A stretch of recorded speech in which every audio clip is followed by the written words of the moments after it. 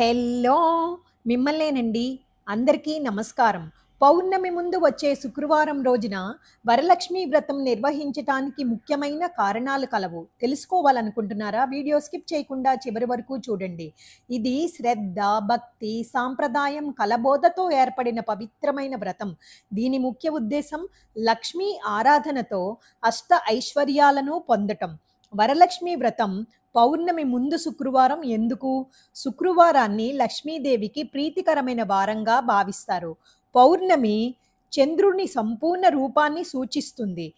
దీప్తివంతమైన ఆ రోజు ముందు వచ్చే శుక్రవారం అమ్మవారికి వ్రతం చేయటం ద్వారా సంపూర్ణమైన కృప కలుగుతుందని నమ్మకం. శుభదినాల్లో లక్ష్మీ కృప మరింత ప్రసరించనుంది అనే భావన. పౌర్ణమి సమీపంలో చంద్రుని ఆకర్షణ శక్తివంతంగా ఉంటుంటే అప్పుడు మన శరీరంలో నీటి శాతం, మెదడు ప్రభావాలపై అది పనిచేస్తుంది.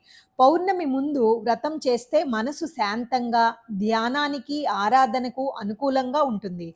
శుక్రవారం అంటే శుక్రగ్రహ దినం. ఇది ప్రేమ, సౌందర్యం, శాంతి అనే గుణాల కలయిక.